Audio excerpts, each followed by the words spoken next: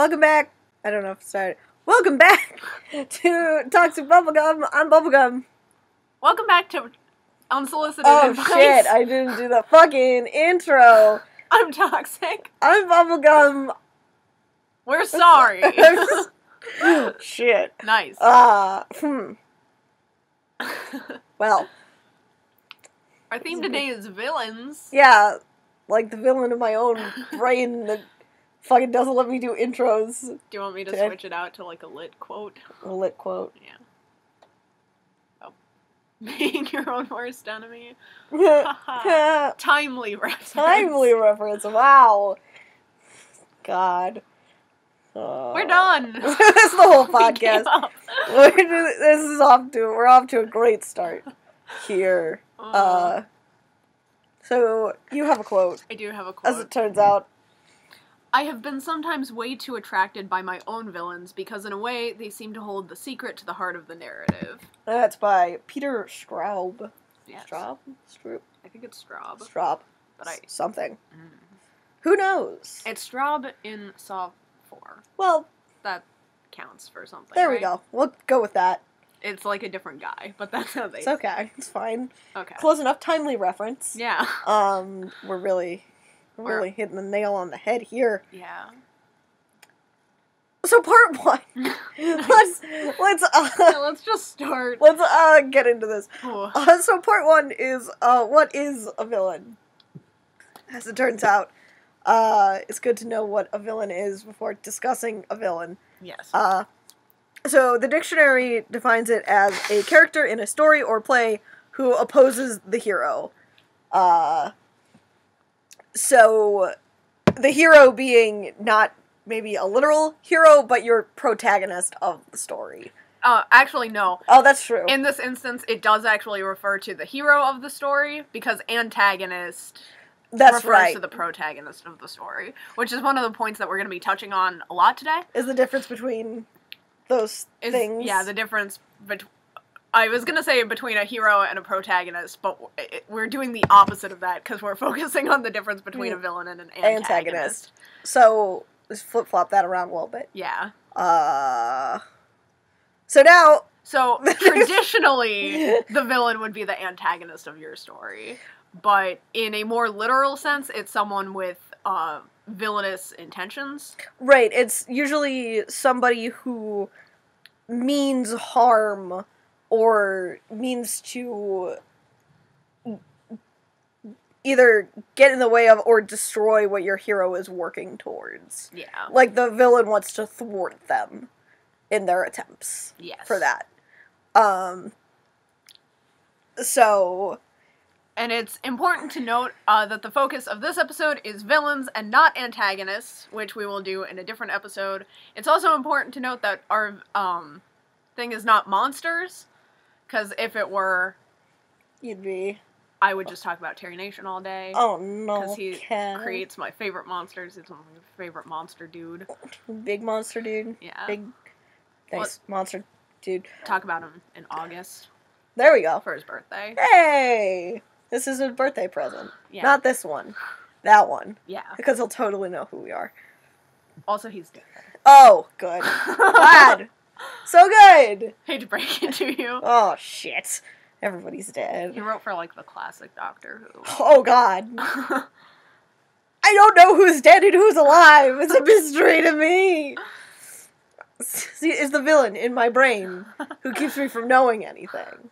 But yeah, so we're mostly talking about, like, sentient villains in this, like, villains who are characters. Yes. As opposed to, like... villains who are not characters? Yes, villains who are not characters. Good. Because that's... Let's move on. Okay. One other note before we move from part one, we're also not going to be talking about, we're not going to be focusing on either rebels or redemption arcs, and the reason why is because stories with, rebels or any kind of resistance movement overthrowing a power gets into a moral gray area that, again, needs to be a whole episode, and the same thing with redemption arcs, villains who are no longer villains. And are instead being because there's so much to cover there. Yeah, that's like a lot. That's a lot of character development. Yeah. That goes into that. So it's like just villains. It's our villain episode. Right, it's just like villains who are villainous, and that's like their whole shtick. They don't get redeemed. Yeah. They're a villain the whole way through. Right. So, that seems like a good way. Let's segue into part 2. Nice. Which is our favorite villains. Yes. So, you have a couple more than I do. I do. Like, but we can still go back and forth if you yeah. want. I'll start. Yeah, you start. More. I might remember while, like, later. Nice. So, go ahead. Okay. Start. So we're going to start with villains who are also the antagonist. Mm-hmm. We're going to start with the traditional type of villain, and I have a couple examples. And the first one that I want to talk about, the lovely character, the lovely, timely character. This is actually a timely character. Who, kind of. Sort of. It's more timely than any of the other references we've made this episode. And any of the ones I intend to make. There you go. To celebrate the second season of Jessica Jones being released to Netflix, we're going to talk about the villain from season 1 of Jessica Jones. Tasty. Several years ago. Whoopsie! I'm going to talk about Kilgrave. That's really all I ever wanted. All you ever wanted was an excuse. I feel like that's why we had this episode. That's literally why we had this episode. We were going to do Valor, which we'll do it next week. Yeah, we'll get that next week. It's fine. But yeah, I wanted to talk about Kilgrave. I'm almost all the way through season 2 at the time that we're recording this, and I miss Kilgrave so much. They had pictures of David Tennant on the set, and I got like so excited. I was like, I don't know how they're gonna bring Kilgrave back, but I want to watch it. And then like they didn't. He's not there. Oh no! It's a different thing, which makes sense because Jessica Jones. Spoiler alert.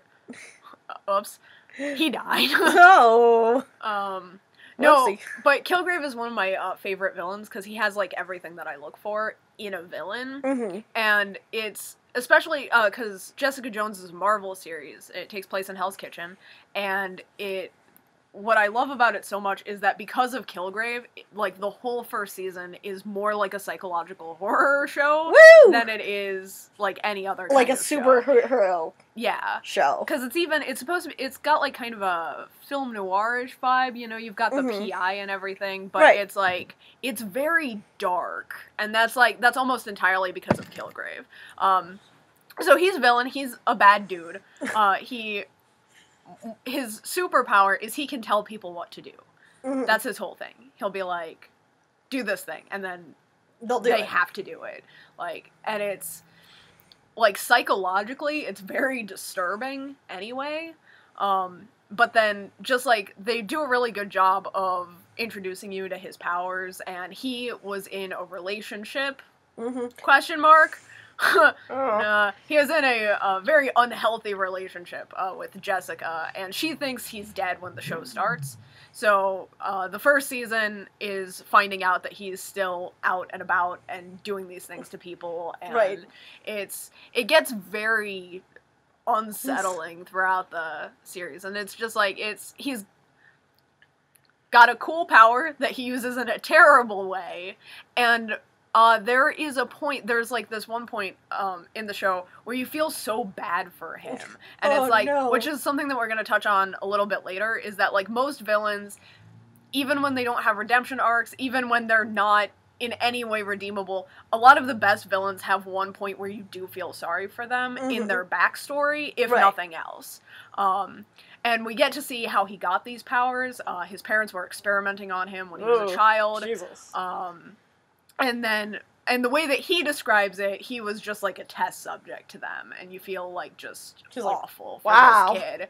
And then he didn't grow up, like, he escaped, but then he didn't grow up with parents. He has no moral compass. It gets into the whole, like, it's like that whole affluenza thing. It's like, what is and is not correct. And he doesn't know. He has, like, no sense of right and wrong. Yeah. So it just, like, you do feel genuinely bad for him at a point in the show, and then, like, you almost think that Jessica's going to, like, team up with him, and you're like, what is happening? But then she doesn't, and she abducts him and is, like, trying to get answers out of him and stuff, and there's, like, this one point right before everything comes crashing down where you think that he's changed and redeemed and she's turned on him, and she's just, like, she's beating the crap out of this guy. She's, like, he's having the worst time, and it's, like, right after you feel so bad for him, and you keep feeling bad for him, and then his parents show up, and he turns it right back around, and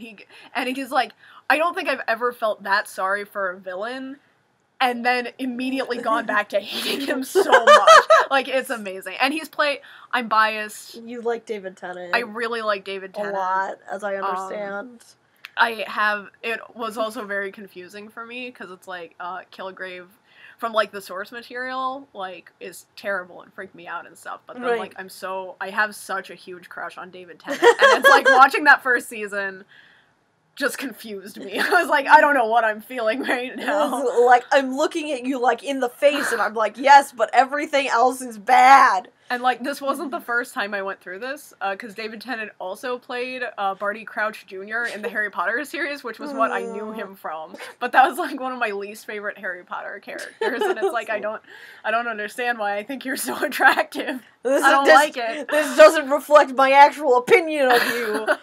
But you are pretty attractive. Oops. He was a lot more attractive in Jessica Jones than he was in Harry Potter, though. Because in Harry Potter, he's, like, angry and screaming and, like, writhing around. And in Jessica Jones, he just, like, shows up in like, a suit. And it's like, hey. Suits are a death sentence, man. They're good. But that's not what we're here to talk about. We're not here to talk about that.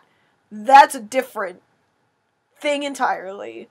Let's just cut this short and talk about Suits. We're talking about Suits now. Barty Stinson. Nice. Terrible person. We like him because of the suits. That's all you need to know. If a terrible person put on a suit, people will think you're attractive. You're still a terrible person, but you are wearing a suit. Yeah, but you do look a lot nicer. Right. Speaking of, that's a good way to go into my villain. I'm apologizing to Ben and Will right now. I apologize for nothing. I know what he's about to talk about, and I'm encouraging it fully. I'm going to talk about Handsome Jack from Borderlands, because he's, like, one of my favorite villains from everything ever. Handsome Jack is a fucking irredeemable asshole. He's the worst. He's also has, like, no sense of... The thing is, he does have a moral compass. It's just horribly fucking skewed.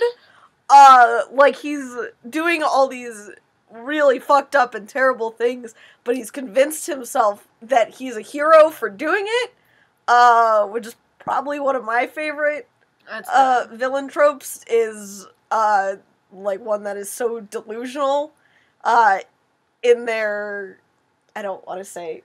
vendetta, I guess? Something like that. In their motives, that, like, it's like, they've somehow convinced themselves that they're right, even though, like, anyone else can see that it's just very obviously not. Yeah. But it's also, so he's, like, a fucking asshole, and he's terrible, and he's harassing you the whole fucking game, and he's done all this terrible shit. But it's, like, one of those things where it's, like, there was never a time I didn't find myself enjoying him as a character, because he comes over your echo consistently. He keeps harassing you. And there's, like, I guess, Borderlands spoilers. There's a part where he kills, like, he kidnaps one of your friend's animals and experiments on them and turns them into this huge monster.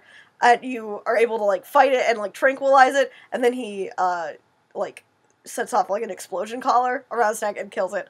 And it was, like, so upsetting. And I was like, this is the worst. This can't get better.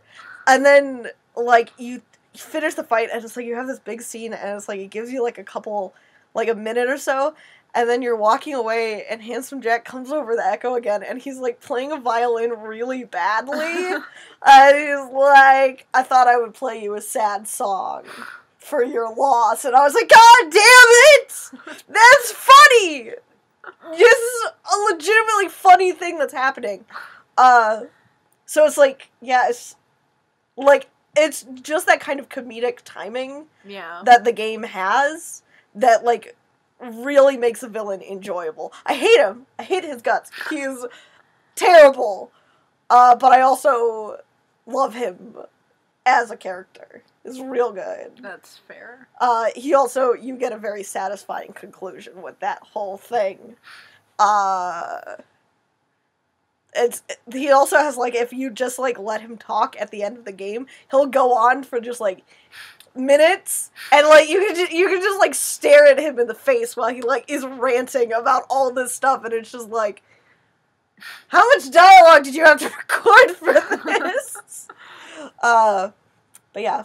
That's always fun. And his name is Handsome Jack. He isn't super attractive. I mean, like, he's sort of your conventional white male. But if you cast David Tennant in a live-action Borderlands movie... Oh, no, Cat! And put him in, like, a full suit. He's wearing, like, a vest thing. Or, like, a suit with Converse. Ooh, wait. I like a man who can pull that off. Kilgrave didn't wear Converse. Yeah, I'm back on Doctor Who. You're talking about Doctor Who again. That's not even on our villain list. No regrets. You don't even have one of them. Yeah.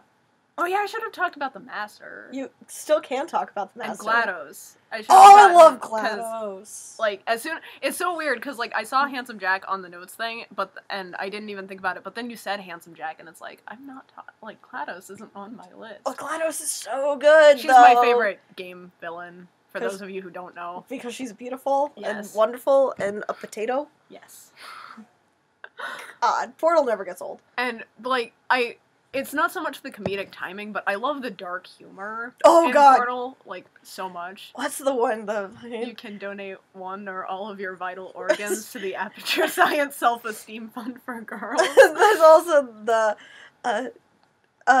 scientist says you look ugly, but what does she know? Oh, she's a fashion Yeah. She's a PhD in fashion design. It's like, GLaDOS, stop! I love GLaDOS. She's so good. I haven't lied to you in this room. I haven't lied to you in this room. God. So good. It's so great because she clearly is just consistently fucking around. Yeah. And it's like, that's also good. I like a villain with a good sense of humor. It's probably one of my favorite things to do in tabletop games is play the villain. Because it's just good. Oh, yeah, that's just fun to do. Right. I figure we can talk about that in the creating villain section. Because I've been doing it for my other campaign. Yeah. That I'm in. That's good. That makes sense. So, yeah. But yeah. So, suits? Suits? What? Suits? Like... Oh, I was also... I was going to talk about the Master real fast. Yeah, you while are. we were there. Just to get my... small Doctor Who thing in there. The Master is like one of the only other Time Lords left in existence after Gallifrey is destroyed. Mm-hmm. Is this spoilers? I don't think so. Do people not know about Gallifrey? I don't know what, like, non-Whovians do and don't know about Doctor Who. I know nothing. All these words are foreign to me, but that's fine. Well, anyway, there's this guy called the Master, and he calls himself the Master because his whole thing is he's gonna take over everything. Right, of course. And, like, as you do. As you do, because he's looked into the secrets of space-time, and he knows. He knows. He can hear the sound of the drums, which is the name of the episode. But yeah. It's like you can hear it's like a fun episode because you can hear the sound in the background of, like, everything when people are drumming their fingers. It's to the beat of this drum, and you can, like, see where he hears, like, all of these things at. Oh, that's And it's cool. like, it's a really interesting way because we don't have him very long. Like, the villains in Doctor Who kind of come and go, and the Master gets defeated pretty shortly after he shows up. So we don't have him all that long. But it was, like, a really interesting way to justify his motivations without getting too much into him as a character. Because it's still shown... that episode mostly followed the companion. So we weren't even following the Doctor in that episode. So it's like we were very removed from the situation. But, like, it kind of got to you psychologically hearing the sound. Because then you start listening for it and you're like, oh, and then you hear it. Yeah, and it was like... So that was an interesting villain thing. That's cool. I like villains. Villains are fun. That's how... Yeah, that's... like a fun thing. That's how I, like, ended up talking to my boyfriend also. Because, like, he was, he was tapping that out, like, while we were at Dungeons and Dragons, and I was like, do you watch Doctor Who? It's like, what? How did you do that? You fuck? And then he was scared because he didn't realize he was doing it. Oh, no! But there had, like, just been a Doctor Who marathon on, so so it was like, uh-oh. Fun times. Good times. So what do you think? Which... Do you want to talk about yours? Oh, no, I already did mine. I did okay. my Handsome Jack. Oh, no. Do you want to talk with me about Moriarty? Yeah, because I watched the first 2 seasons of Sherlock. That's all you needed to watch. That's all you should watch of Sherlock. Let's be real clear about that. Yeah. And you know, like, there were problems with Sherlock, but that is, like, my favorite on-screen adaptation of Moriarty. Mm-hmm. Like, they did a good job. Yeah, it's from like... the source material. It's funny, because it was, like, the 2 Sherlock, like, the Robert Downey Jr. one, and the BBC one came out, like, around the same time. I just, like, I saw the Robert Downey Jr. ones, because of course I did. Of course. Because I could, and I did. But I do not remember anything from any of them. That's fair. Whereas, like, with as many problems as, like, BBC Sherlock had, like, I do remember all the characters. Yeah. They were very memorable. And Moriarty was, like, a lot of fun. Because it's like, he came in that last episode of the first season, and it was just, like, everything was just consistently so much when it was around him. Yeah. And it was like...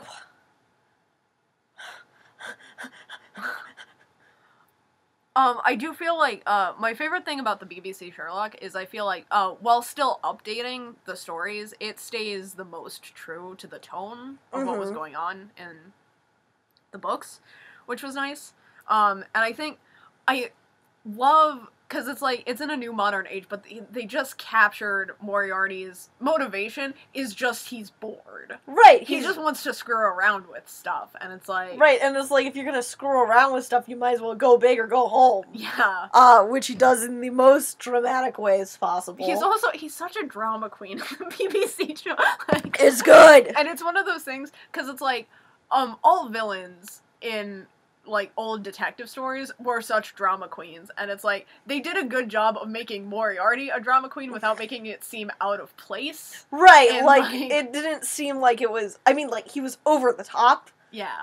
But it was, like, in a realistic way. Yeah.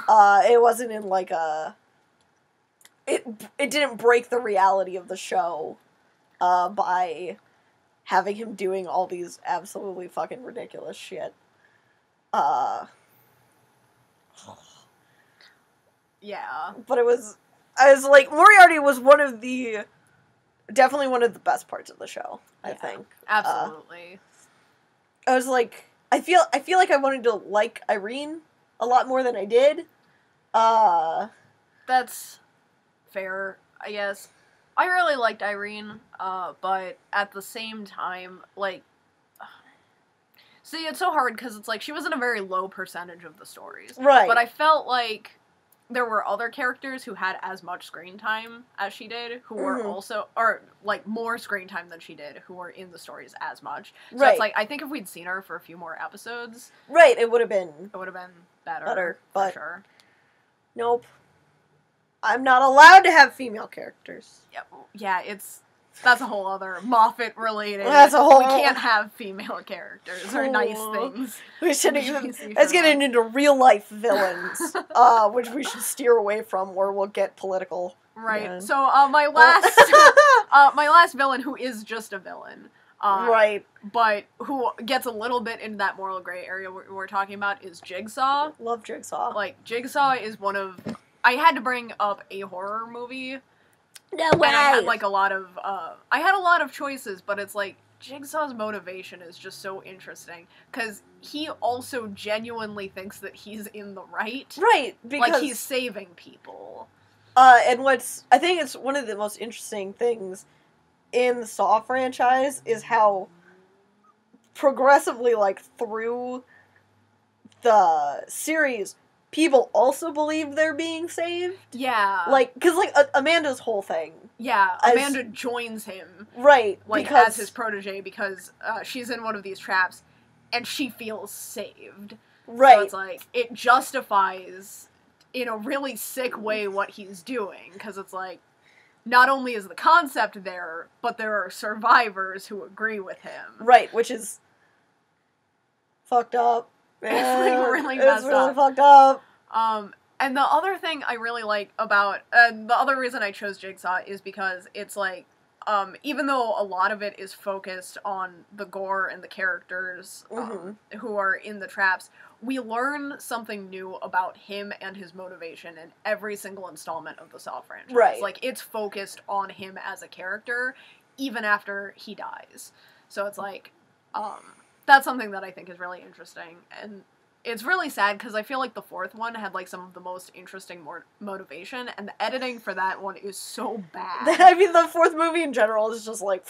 It's... You decided to go with that, huh? One of the hardest ones to watch, which is so sad, because the story, like, you get so much into his motivations, which is just fascinating. And that's also one of the ones, because instead of trying to get the people in the traps to understand his point of view, he sends Detective Rigg? I always get Detective Rigg and Detective Tat mixed up. Yeah, Detective Rigg. He sends, him out to save people also. And, like, the whole thing is to get through his trap, he has to aid in setting traps for other people. Yeah, that's right. And while this is happening, we get to see how Jigsaw chooses people and what these people have done wrong. And it's like having this detective see all these people who have snuck under the law get punished for it. It's like you can kind of see where he stops understanding where the line is between what's right and wrong. So it's like Jigsaw's like also taking good people down on this path with him. And it's like even his wife is like, she runs a healthcare clinic and she's like trying to get people into rehab and stuff. And it's like when we start to understand how much of what was going on she knew about, it's like she also believed in this message, even though she was like a saint. And it's like, so it's just, Jigsaw is like one of my all-time favorite villains. Yeah, I think there's that scene from the first movie where he's... Spoilers for Saw? Yes. I feel like we've already passed that line. But, like, there's that scene, because he gets up at the end, because he's been in the trap the whole time. Right. He's been watching all of this happen, and he, like, gives that little speech and everything. And it's just... That scene always sticks with me, like, as a villain scene. Oh, yeah. Because it's like you can, like, see, like, the horror on the guy... I don't remember the guy's name, the other one. Adam, that one. You can, like, see the horror on his face as, like, all of this is happening. And it's just like, oh, God. Like... Yeah. Jigsaw's been at a distance for so long that actually seeing him is like... And it was it was so interesting because they set it up to look like the other guy, too. Right. Because there's, Zep is, like, helping him with stuff and, like, laying the traps, and you think it's him for, like, the longest time. And then, as it turns out, no. And then, like, the corpse from the beginning stands up, and you're like oh no! Game over. And you're like, yeah. Yeah. I like this franchise. But yeah, Jigsaw is like my last villain who knows he's a villain. But it's like he doesn't know he's a villain, but yeah. He is a villain. It's like he embraces the villain mentality without acknowledging that he's wrong. Right. He's like, well, yes. Because it's like, he's also, again, not to call John Kramer a drama queen, but he's, like, running around in a black and red cape. Like... He's so funny. He also has, like, a weird fucking puppet thing. Yeah, it's, like, really dramatic. It's, like... Puppets. And he uses a voice changer that's just, like, a more sinister version of his own voice. Yeah, it's just his own voice. Like... Also, the tricycle. The tricycle, man. Oh, which... It's so dramatic. It's super dramatic. Like, holy shit, dude. Yeah. A little bit dramatic. Just a tiny bit. I thought of villains. Yes. As it turns out. Awesome. I'm gonna make some real timely references here. Nice. Going back to, like, the first Pokemon games. Oh, wow. Okay. Like, we're going... I feel better about my lit reference. We're going way back in time. Because I was thinking about this today, because I was thinking about villains, and then I forgot to bring it up. So, for more favorite villains, I really always like Giovanni from Pokemon. Don't know who that is. Giovanni is the Team Rocket leader, who is, Okay. from Red and Blue, and then Silver and Gold also. It's funny, because, like, he's, like, in a suit. He's really menacing, like, in the game, as menacing as, like, a fucking 16-bit sprite can be. But, so, it's, like, one of those things where it's, like, Giovanni is in the shadows for so long. Mm-hmm. Like, and even in the anime, too, he's in the shadows for a long time. And you, like, see his lackeys running around, and they're doing all this stuff, and so by the time you finally get to him, even though he's not there for that long... Mm-hmm. You're really like, I'm gonna fight you. I'm 10 years old. I'm gonna punch you in the face with my electric mouse. Because that's what you do in Pokemon. Literally what you do.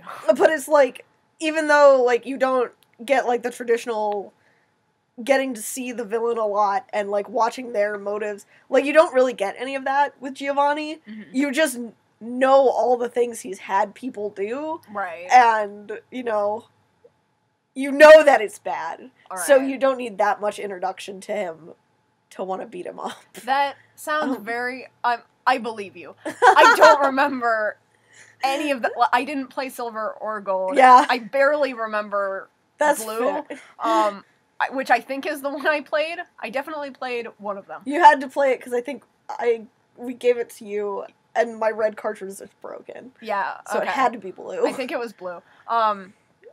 So yeah, it's like, I barely remember this. That sounds so unlike the formula for Pokemon anything. Because everyone's, like, always talking my ear off about everything in Pokemon. Oh god, yeah, like in like the recent ones? Yeah. Like, yeah, there's a lot more talking that's in the recent ones. Maybe I need to go back. Don't no. Listen, they talk at you a lot in the new games, but, like, the gameplay makes sense. Fucking... They talk so much. I know, they talk so much. But in fucking, like, Red and Blue, I mean, like, you can't run, and you can only use the bicycle in specific areas, and the grinding is impossible. Ew. I don't know how these games caught on. I don't know how I played it as a child. Gen 1 was not good. Yeah, okay, but the new ones are all like, pick your nickname out of these 3 nicknames. Listen, we can drag on X and Y later. And then they all call you all the names anyway. It doesn't make a difference. And then they're like, wear this hat. Go put your hat on. You can't go outside without your stupid hat. It's okay, they fixed it in Alola. You don't have to wear a hat anymore. I had to wear a hat for so long. I had to wear a hat during the cutscene because they made me go back to my room and put my hat on, and then they talked at me for like 2 hours before I could take it off. Look at a Pokemon. You have to listen to everyone talk all the time. And if you want to go back to a game where they talk at you less, good luck actually playing the game. You have to wear hideous hats. I hate it. God. Yeah. But that's it's so funny because, like, there's so much talking in the new games, and somehow I haven't finished Ultra Sun yet. I love Guzma, though, just based on what I've seen of him. That's fair. But, like, fucking, somehow the more talking in X and Y made me care so much less about what's going on. Like, my exact reaction, so I, like, played through X and Y, and I was like, I got all my fun Pokemon, I'm doing this, I literally don't care about the story, and I fucking walk into the Team Flare base, and Pokemon spoilers, I walk into the Team Flare base, and, like, I go, and I'm like, okay, it's Lysandre, whoop-de-doo, everyone knew he was the villain the whole time, because he had, like, a fucking villain speech at the beginning of the goddamn game, you obvious motherfucker. And so he's, like, talking and, like, giving a speech about, like, making a new world or whatever, and it was like, I do not care about this, can we move on? And then he was like, and all Pokemon must also die. And then I was like, whoa! Never mind! This is the only thing I care about! Yeah, I'm gonna level with you. I didn't read all of the beginning of the speech, because I was so bored by the time I got there. So, like, later on when they're talking about, like, all the Pokemon dying, I was, like, so confused. I was like, oh god, what? Playthrough, I was like, wait, what? Where am I? But see, that's the nice thing about, like, the older games, is, like, you don't have that. Like, you just see people, like, harassing Pokemon and, like, kidnapping Pokemon, and you're like, that's bad, I'm gonna finish you, and then it's done. That's nice. And then you get to the final boss, and you're like, you're the guy that's been being mean to all the Pokemon. You're done! Yeah, that's one of those things, it's like, I really have never played a Pokemon game for the story. Yeah, that's fair. I play it for the Pokemon. Right. As it turns out, Atticus does not like that. Oh, God, Atticus is fucking pissed at me. Oh, yeah, we're recording at my parents' house today. For time reasons. I just got a stink eye from a cat who fucking left. Wow. Nice. Rude. Thanks, Atticus. But yeah. Nice. But it's great, because, like, he's, like, in a black suit in the games, and then the anime happens, and he's in, like, this fucking bright orange suit. Of course. And it's, like...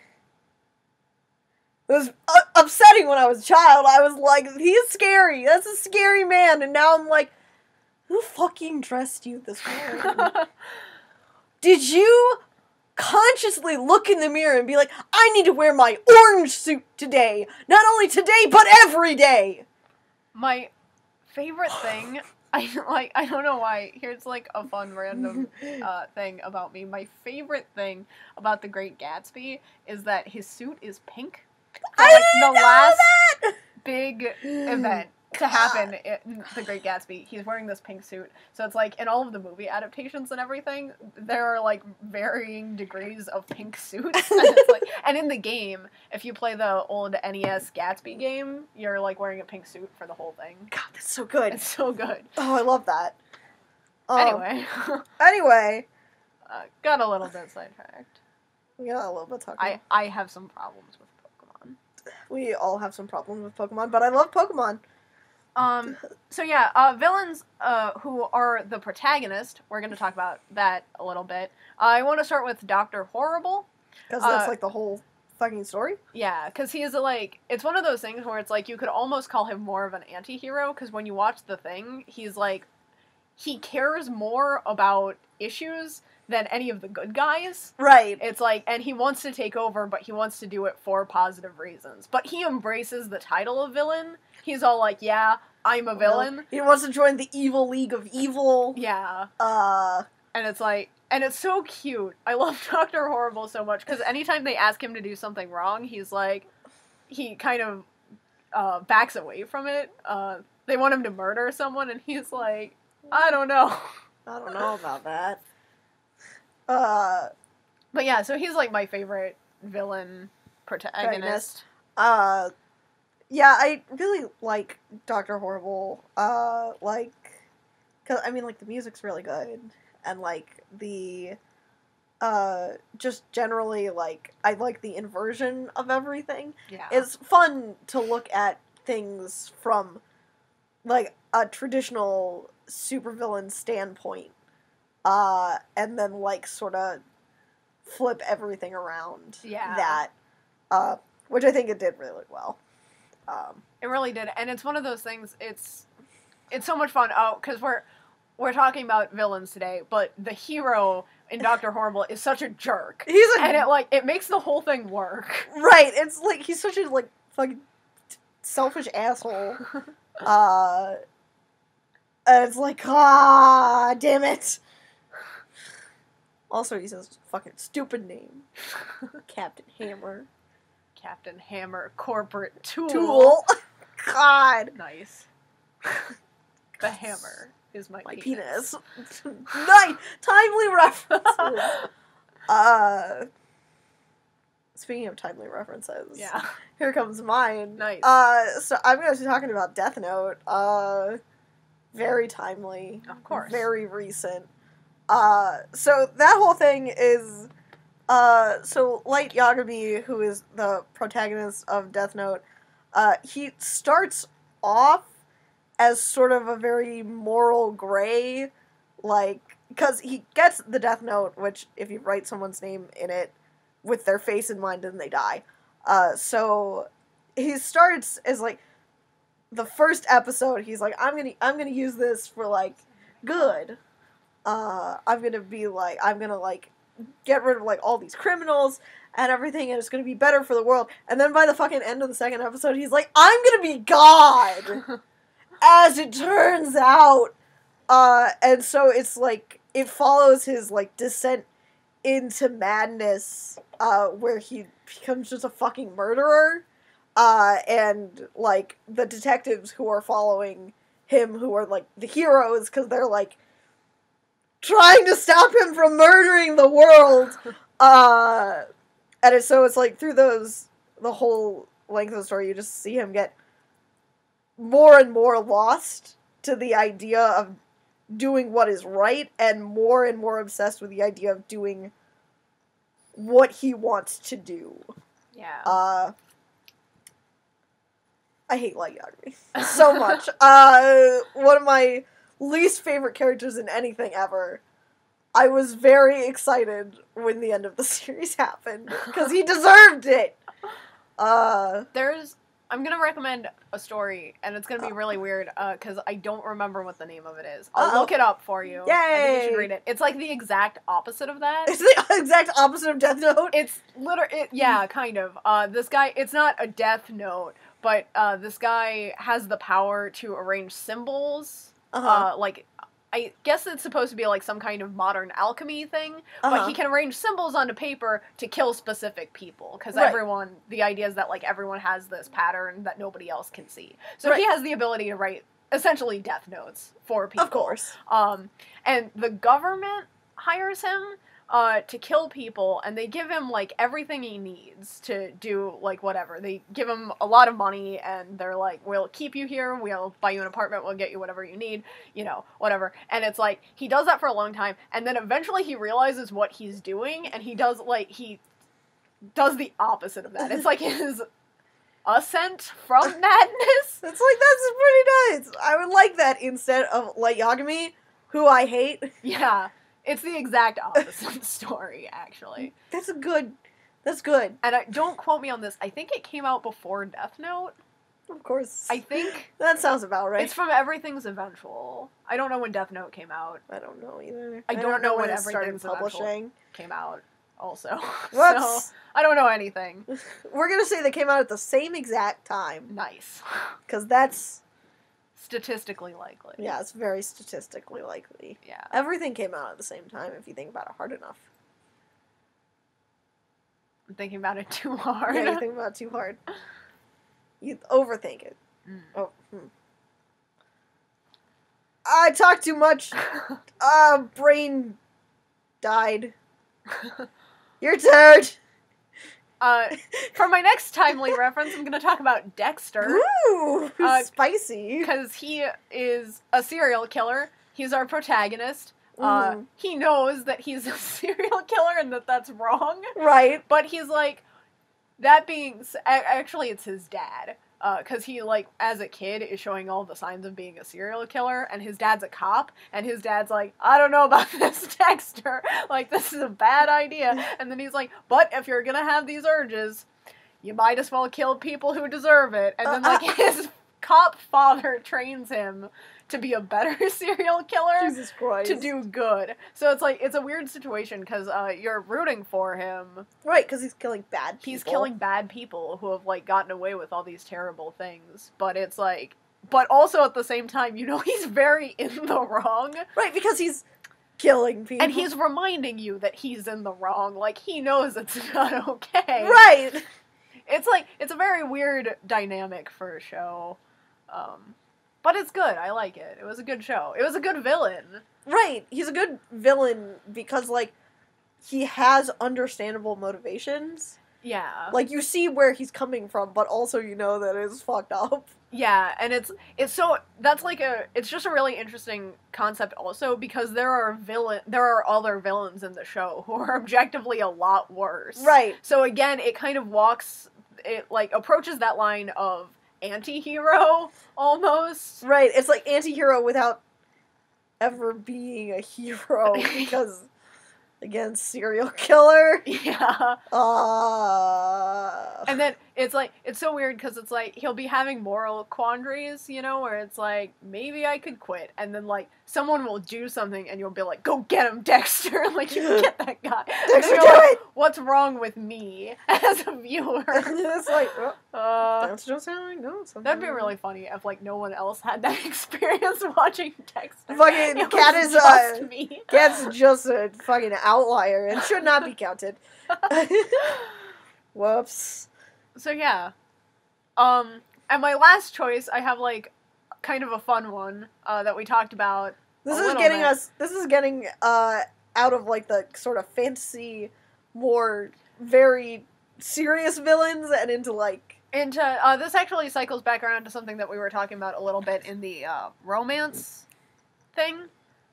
Because of the love triangle and the evil older woman trope. Right. I want to talk about Rebecca Bunch. Because she's adorable. She's fantastic. She's definitely the villain. She is the villain.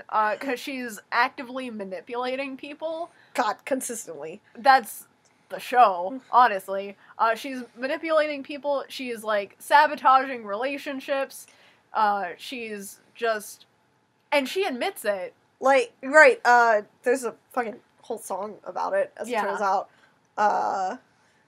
There's a point there's several points in the show. There's a very memorable point in the show, where she realizes, she, like, looks at the situation, and she looks at, like, all of these other, stories that have done things like this, and she realizes that she's the villain.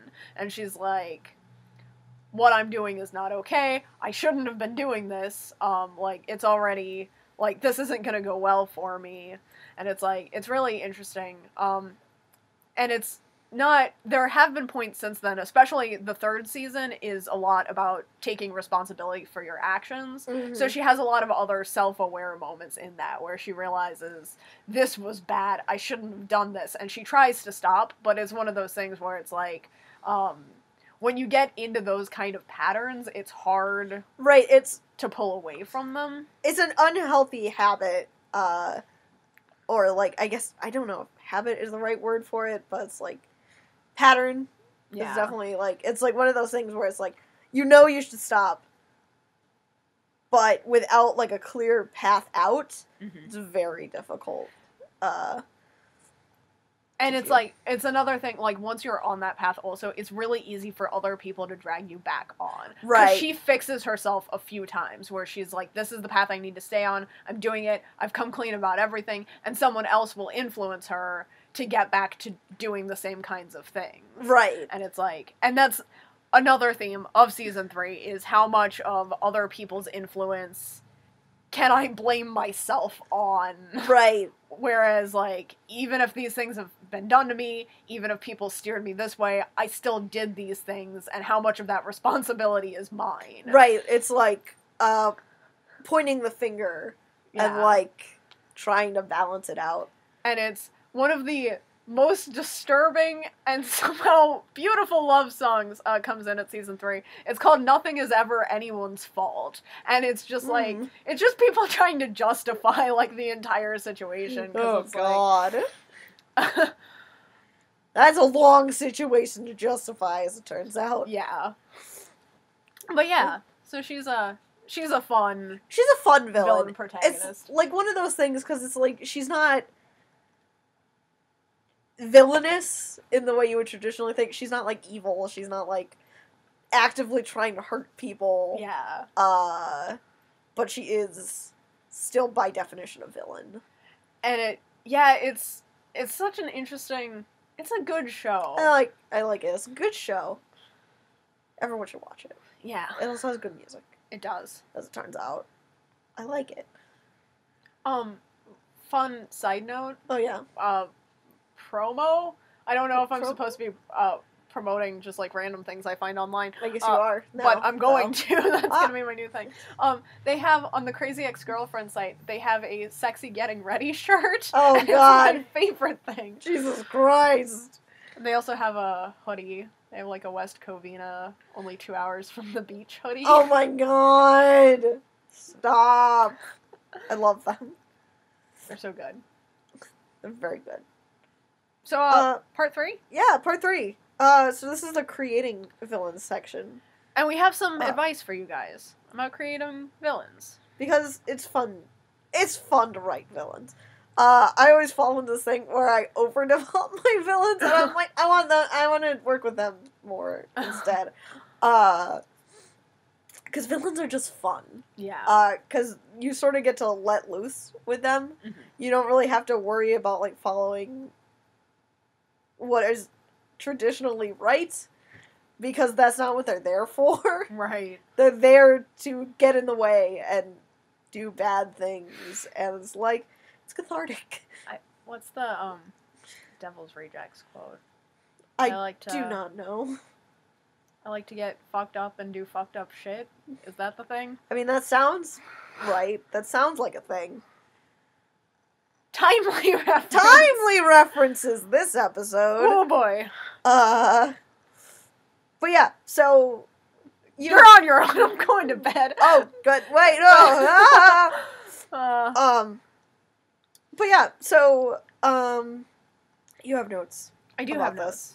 Because you're a writer. Yeah. You write things. I do write things. Wild enough. So yeah, my first piece of advice for you guys is to find the type of villain that works for the project that you're working on. And a lot of it comes down to, because the villain, like we talked about in our opening quote, the villain is, like, the key to your narrative in most cases. So it's something where it's like you really need to find a villain who works with the story that you're trying to tell. If you're doing, like, a traditional, like, fairy tales specifically tend to have distinct villains. Mm-hmm. A lot of children's, that's my cat, playing with a bell. Nice. Thanks. Thank you, Atticus. Thanks, Atticus. You're doing a good job. He's doing great. He is being very cute. He's the villain of the podcast. He is the villain of the podcast. Atticus! Oh, boy. Anyway. That's just not gonna stop. No, it's not gonna stop. We just have to talk through it. Alright. So yeah.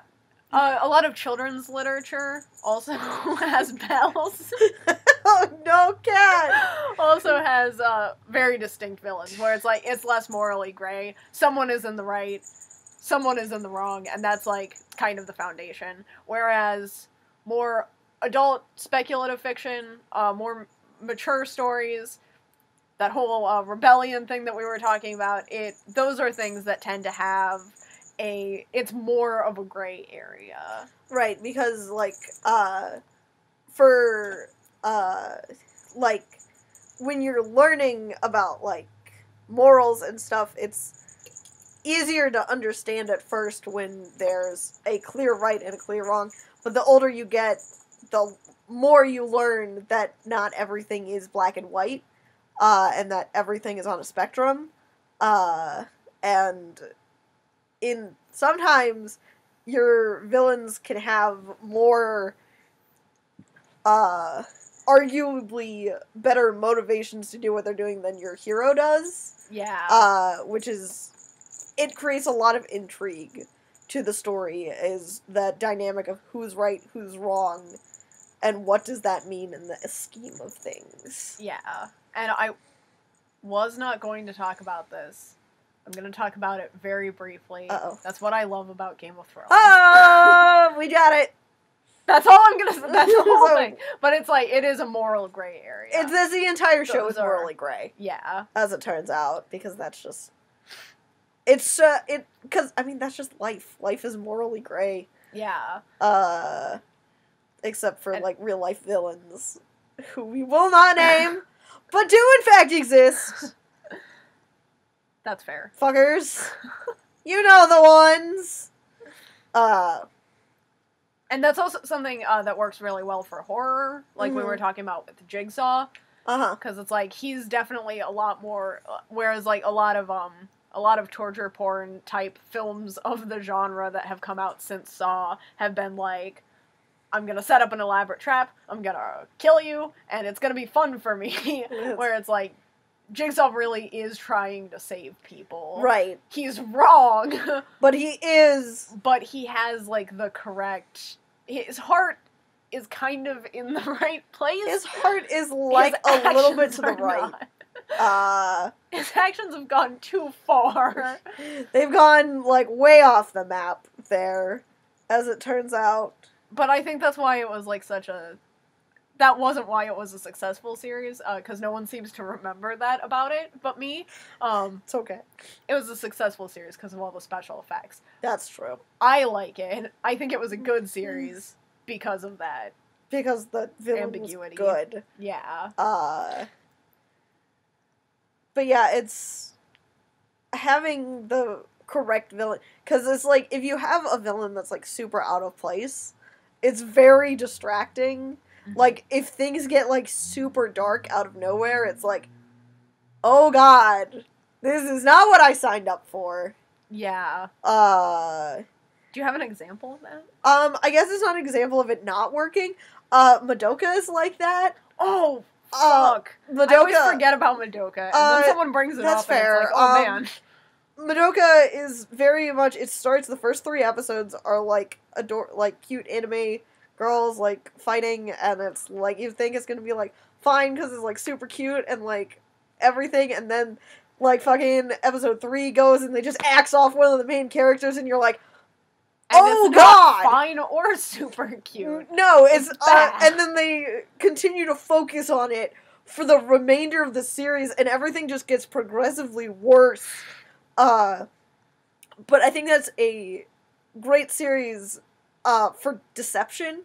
It, like, lures you in, and it's like, it's not gonna be that bad, and then it is consistently that bad. That's fair. I really like Madoka. I wish it wasn't written by, like, a weird misogynist dude. And I'll never get over Rebellion. Fuck that! Yeah. But I do think Kyubey is a very good villain. Very deceptive because they are, like, an adorable weird cat thing. As an example of a villain coming out of nowhere who should not have come out of nowhere. Yeah. Dean Koontz is the villain. Wait. No. He's fine, I'm sure.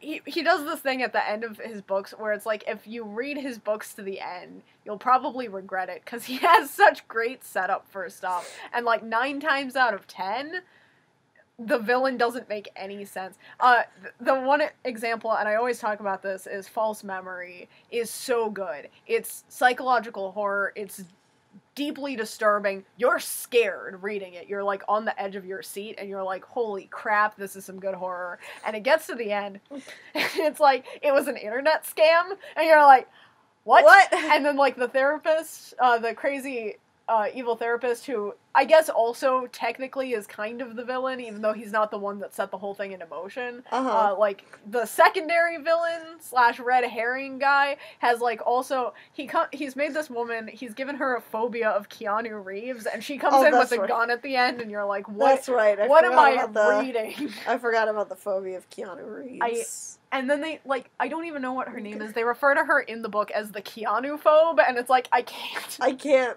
Hold on. I literally, because it's so good. It's such a good book, and you get to the end, and you're like, I don't understand where this went so wrong. And the thing that kills me is there was already a good villain. The therapist was a fine villain. Like, I didn't need that twist. But did you? No. Did you? I absolutely did not. I think every Shyamalan film has the same problem. It's the fucking, the twist. The plants were the villain the whole time. That wasn't a twist! He said it! I hated that! They just opened up with that! And it's like, this is what's gonna happen! And then it was like, what? Like, Oh god, the happening kills me. 'Cause it's like, on paper, it was such an interesting concept. And it's like, I always think about that. And it's like, even as I was watching the movie, I'm like, this concept is so interesting. But it's like, it's a bad movie. And like, You like hot dogs? You'll be watching it, and you're like, what? The acting. What? No! What did he do to those actors?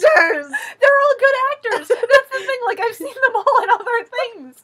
They know how to act. Zoe Deschanel, one of my favorite actresses. What's she doing in that film? Don't know. I don't know. Oh god. On the opposite end of like villains being too good for the story that they're in, I think Ultron from Age of Ultron. Oh, I wish, more than anything, more than I wish they would fix Age of Ultron, I wish they would release a full James Spader version of the Pinocchio song.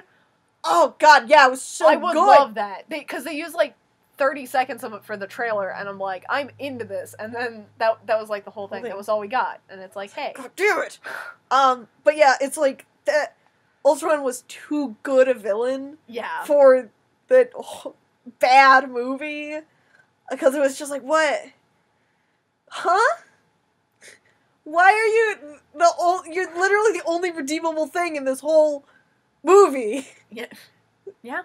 It's like, that's fair. God. Damn it. Oh, we're just complaining now. Yeah, no, I just want to complain about Age of Ultron. I won't. But yeah, you should have your villain match your story, because that's important. They shouldn't stand out too much, but they also shouldn't be in the background, because they need to be there.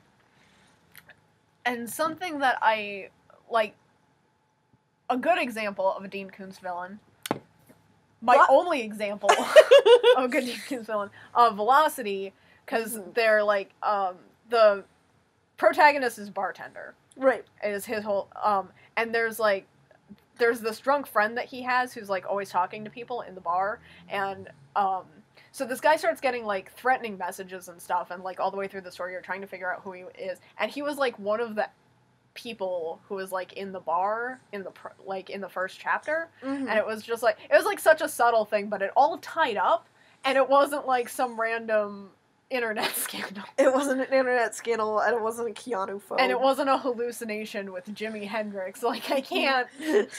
Oh, no.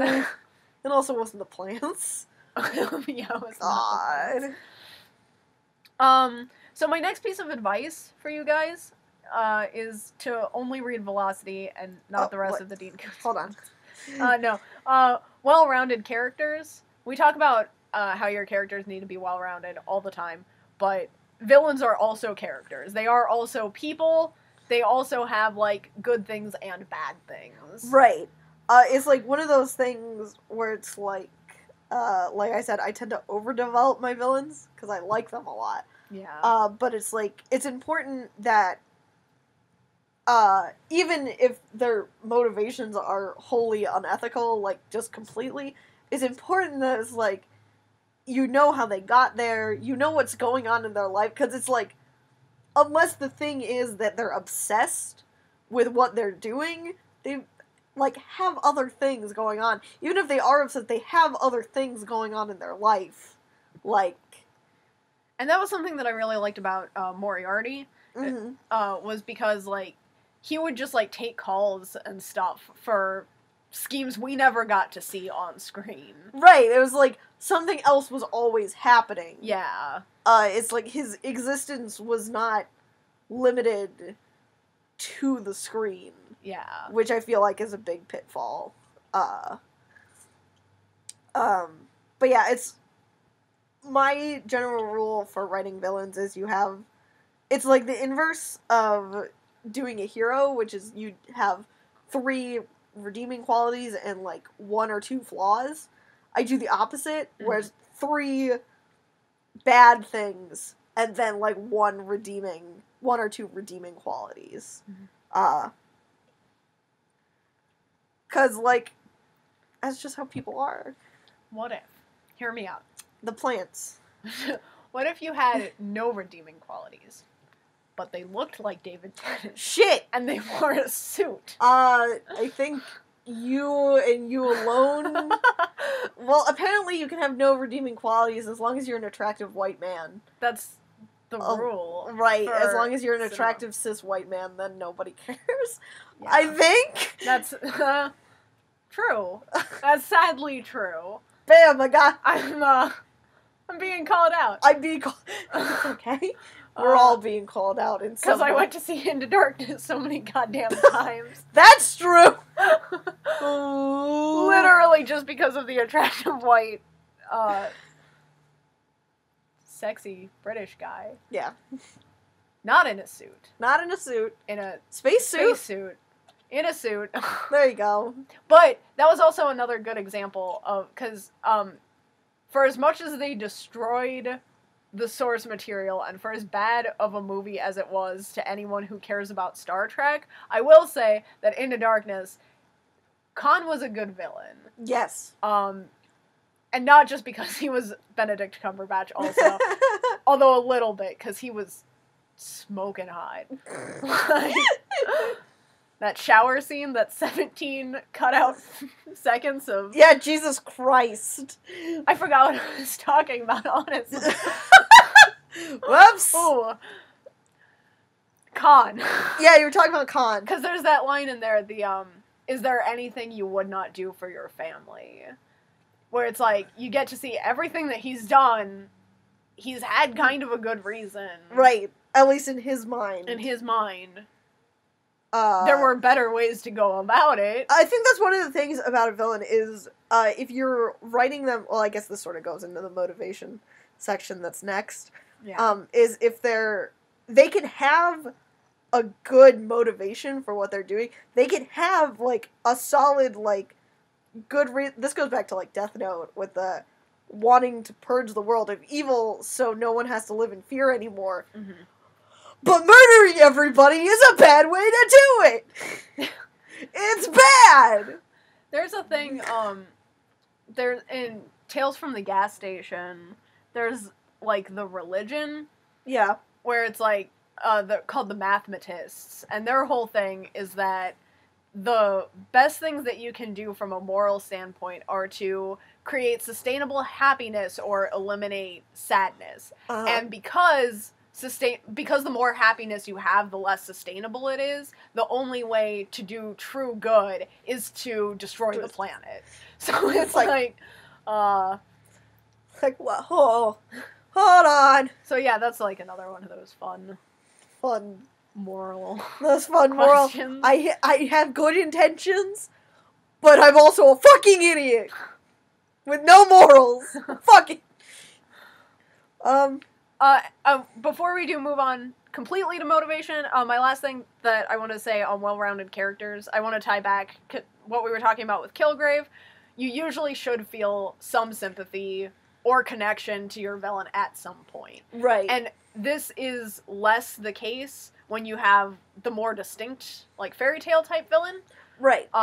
Like, you don't want to know what Cinderella's stepmother's deal is. Yeah, we don't want to know why she's like that. Like, that was the thing. Lady that was, like, Tremaine. What happened in the reboot of Cinderella. I was like, they tried to, like, justify... If they had spent that much time developing Cinderella, it would have been a great movie, wow. honestly. Ooh. Sorry. Hot take. She True, got, though. I know, because, like, at least in the Disney movie, she had moments where she was selfish. Right. It's like, in the original Disney movie, they're both Disney movies, but in the newer Disney movie, with the cute, attractive white man, Rob Stark. There he is. But he's not the villain. He's not the villain. He's Prince Kit. I hate Rob Stark. Yeah, anyway, his eyes are just so blue. Hey, eyes up. I had a point. We were talking about Cinderella. And how they tried to bland. She's like, it's okay that you locked me up because you're probably going through a tough time, and it's like, could you just no, feel something. You weird cardboard cutout. And then, like, the only song was like a nursery rhyme. Yeah, it was. That, like... Cinderella was bad. Yeah. We should not have seen it in theaters. Yes. We make this mistake every time. I know. But yeah, it's like you need to round out your villains and your heroes equally as like to an appropriate degree. Right. Like you should round out your hero more, obviously, because you're going to be spending more time with the hero. Yeah. But if you're going to give your villain a lot of screen time, they also need to be equally rounded because they need to be believable, like, as a person that exists. Yeah. But don't go overboard trying to justify, like, bad motivation. Yeah. But yeah. And on motivations, let's move on. Those are important. There are, like, a lot of villain tropes when it comes to motivation. There are a lot of villain tropes anyway, but they're, like, extra when it comes to motivation. Right. And this is something that we kind of talk about every time we cover tropes. They can be done. Yeah, they can be done well. Just, like, be aware, I guess. Like, do some research. Think about villains. Think about the motivations you've seen too many of. Maybe don't do that unless you have, like, a new direction to take it in. Right. See where it's been done before. See where it's been done well before and where it's been done badly. Yeah. And then, like, if you, like, still, like, feel like you can work with that, go for it. Because it's, like, revenge is a big one. Mm-hmm. Can be done really well. Can be done really terribly. Like, lots of things. Yeah. I'm trying to think of a, like, good example, and I can only think of, like, the one bad one. Which bad one? Maleficent. I was thinking about Maleficent. I was gonna say Maleficent also. Because we're talking about bad Disney movies, and I'm just so mad. Yeah, way to ruin a villain. Yeah, Maleficent in Sleeping Beauty is so good. She's like, you, like, scorned me. You've dishonored my name, and I'm going to make you pay for it. And then it's like, in Maleficent, it's like, it was, like, weird and molesty for no reason. Right, it was like, what is happening? And then they also chickened out at the end. She's like, like a good fairy. Yeah! And she's friends with Aurora, and it's like, could you not? Could you just stop? Like, why Please. Let me tell you, did anyone want this from a Maleficent movie? No! Angelina Jolie is always coming in to ruin my childhood. Oh, Angelina Jolie. Those, like, 2 times. Those twice? But I'm mad about it. But yeah, like, yeah, I was thinking about Maleficent also. So bad. There's also just, like, the thing, like, with, like, their characters often, like, in fairy, it's like, with the more distinct your villain is, a lot less, like, justification is, like, needed for their being evil. Yeah. Like in fairy tales, like, you don't know always why. Yeah. I mean, it's like when the devil is the villain, like, right. I'm thinking about, like, Cuphead. Like, you don't really need to know the devil's motivation. Yeah. It's the devil. Exactly. He's, like, I'm comfortable assuming he has a reason to be the villain. Right, and it's, like, one of those things where it's, like, with an adaptation of a character, like, the devil, it's one of those things where it's, like, I don't really need to see a lot of screen time of him. I know that he's the villain because he's, done this. And it's, like, in Cuphead specifically, it's, like, he tricked them into giving him their souls. And it's, like, I don't need anything else. Okay, I'm, like, not to nitpick, because we're running long, but he didn't trick them. They're idiots. Yeah, they're dummies. Like, trick implies a lot of cunning. They just, like, gambled up their souls immediately. The devil was just like, hey, you want to bet everything on this next thing? And Cuphead was like, hell boy! And then Mugman was like, wait a second, and then it was too late. And it was like, I'm the devil, fuck you! That's a lot more accurate. That's my summary of Cuphead, everybody. Yeah. But yeah, like, I don't need that. Or it's like, if it's an evil stepmother, like, you can have, like, a one-sentence jealousy motivation or whatever, because that's always what it is in fairy tales. Like, I don't need that much motivation. Did you see the SNL thing? No. Where you could adopt stepchildren. They had, like, the dolls, My Little stepchildren, so you could play the evil stepmother. Yeah, I saw that. Oh, God. So good. Timely reference. That's only, like, last season of SNL. I was gonna say, that's still more timely than most of our references. It says time. But yeah, so, like, the more distinctly bad your character is, probably the less justification you need for it. Because, like, if they're not going to be there that long, it's like, as long as you can be like, this is it, this is why they're doing this, let's get to it. Yeah. That's all that you need. But, again, the more time they're there, and the more ambiguous, I don't know why I said it like that. The more ambiguous, I keep forgetting the word, the motivations are, and, like, the morals are, the more you need to justify and explain their motivation, I feel like. And it's also, I can't believe I didn't talk about this. My favorite, like, I'm not even sure I'd use the word villain, which is probably why I didn't talk about it. But, speaking of, like, devils and playing off of, like, those traditional kinds of things for adaptations, Horns is great. Because it uses, like, it gets all of those devil cliches in there, but you're rooting for Ig. Right, who is the devil. The devil. It's funny, I'm also going to bounce on that devil motivation. In Devilman, Crybaby, Satan is the endgame villain of everything, and it's like, but you've developed this weird relationship with, like, them at this point, so it's like the final, like, huge finale is happening, and it's like, the way the series ends is like, Satan gets what he wants, only to realize that he lost, like, he got what he thought he wanted, only to realize that he lost what he really wanted instead. Yeah. That show fucked me up.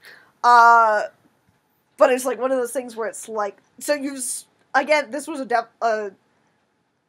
not just, like, this wasn't a devil that was, like, it's the devil, he's bad. It was, like, he's the devil, he's bad, here's everything you've seen him do up to this point. And it's, like, I wasn't ready. I wasn't ready to remember! Nice. Show fucked me up. I can tell. Wow. Shouldn't have watched it. I knew it would make me sad, but I watched it anyway. Oh, man.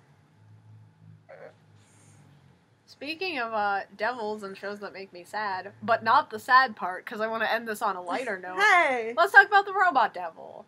Oh, it's the robot devil. Is my whole thing, I guess. That's the whole thing. But I just like him. I like him a lot. That's fair. He lives in New Jersey. Because that's where robot hell is. That's fair. That's how it happens. I was thinking you were going to talk about the devil from God, the Devil, and Bob. Oh, I could talk about the devil from God, the Devil, and Bob. Timely reference. I love that because it's not timely and it's very obscure. Everyone should watch God, the Devil, and Bob. It's really good. Did they take it off Netflix? Yeah, they did. I feel like that was a while ago because I haven't seen it in a long time. It's been a long time, Kat. I didn't know if, like, they had taken it off that long ago or if I hadn't watched it for a long time and then they took it off recently. No, I have the DVDs. I can watch it anyway. Ooh, that's what we're doing. Nice. But no, that devil's fun because he's still a villain. Yeah. Definitely. But he's also just like a dude who's like, go fuck around with this guy, try to get him on my side. I'll let you pick anyone you want. That guy. Like, I love that so much. It was a good show. It's a good show, dude.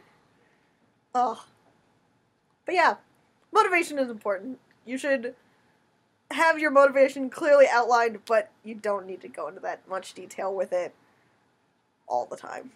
And real quick, before we wrap up, do you want to talk about role-playing? Oh, yes! We were going to do that. We were going to talk about that. So, one of my favorite things to do as a DM is to play the villains. I have a tabletop campaign that I can actually talk about without worrying about spoilers, because we're not recording it, because it's with a bunch of my coworkers. But... I've been recording it. Oh, don't tell Alan. Oh, how did you get to Sarah's house? I am Sarah's house. Oh, shit! That explains all the booze. But no, so I started the thing off, and I started by just introducing the villains right away. Because they were like, it's a Borderlands-themed campaign, so they're based off of Handsome Jack. But it's 2 of them. And it started, and they were like, they have like a game show type thing that they do, where they put people into an arena and then see how long they survive. Of course. The answer is not very long. But it was just one of the most fun sessions I ever had DMing. Is because I just got to fucking berate my players the whole time. And harass them. And it was very cathartic because they were being dumb. They had it coming. But it was just a lot of fun because, like, I didn't have to worry about, like, pushing them in the right direction at all. All I had to do was get them riled up, which was very fun. I just had to give them a reason to not like these people, which was fairly easy. Yeah. When you put people in a coliseum and have them almost die immediately. That sounds fair. They were dumb. They couldn't figure out that they needed to throw the bomb out of the cart and let it blow it up. God! Nice. It was easy. But yeah, I like playing the villain. That's I think fun. You get to be a lot more free with it than when you're a character that's trying to push for what's right. Right. For you and for other people. You get to be a little bit selfish as the villain. And that's fun. That's fun. I like that. It's a good time. I'm looking forward to getting to DM more villains. I'm so scared of the villains you're gonna have in your campaign. But again, because it is taking place in Westeros, no one technically is going to be a villain. No one's technically a villain. It's all morally gray. Yeah. Except for our fucking party. Unless you got... if you guys go north of the wall, I guess the Night King would be a villain. Yeah. He would not be fun to play, though, because he doesn't talk. Yeah, he doesn't talk. He just started I wouldn't have fun with that. I would like to not go north of the wall, I think. I really wish that I had decided to put the campaign in the same time as the show. Because I would have fun playing Cersei. That's true. I feel bad about it, but that's just a fact. That's just life. I'd have fun playing Ramsay and Joffrey, and I'd have fun being a dick to everyone. I would enjoy it. It's fun to play a villain because you get to let out all your mean urges. I know. And it's like... without hurting anyone. You guys, obviously there will be bad people in the game that you can run across, but it's like... I don't know. I don't think I could create anyone that you guys are gonna hate as much as I personally hate Joffrey. I mean, that's fair. That's a steep order. But you've also, and we can't talk about it too much because of spoilers, but you seem to be having, like, a fun time in Ragnarok. I'm having a fun time in Ragnarok. I've got to introduce some fun villains so far who you will be coming across again soon, so, like... Nice. It should be fun. That's fun. You're gonna have a bad time? Oh, no. I'm excited. Oh. I'm gonna take out all my aggression about work on you guys. Because let me tell you. Oh no. I got some villains at work. This makes me nervous because if you guys don't know, my Ragnarok character is very squishy. Very, very squishy. Like, you almost died from, like, one hit. Once. Yes. Once. Once. All the time. All the time. I did take quadruple damage. Yeah, you did take quadruple damage that one time. Wow. It was bad. It was beautiful. Because if there's anyone who should not be taking quadruple damage... it's Morningstar. No, Morningstar to take quadruple damage just for being Morningstar. That's true! Like, that's just fair. That's to me. Tone's a villain, as it turns out. Actually, I did base her off of GLaDOS. That's fair. Based her off of my favorite video game villain, and was like, she could be a hero. She could be a hero? Question mark? Can she? I don't know. That's up to you. Watch Ragnarok, find out. Fine. In 3 years, when we finally get around to posting it. Nice. Hooray! So yeah, do you have more villain things? I don't. Good. I think I'm good. I think that's the end. All right. Of all of our timely references. Nice. Yeah. This has been Unsolicited Advice. We're not old. I'm Bubblegum. I'm old. And we'll see you next time. Bye. I got an oracle reading today. I wish I was making this up. I got an oracle reading today that told me not to feel old. Oh, yeah. Oh, boy. And that's how we're ending the podcast. Bye, guys. Bye. Oh, my God. That's amazing, though.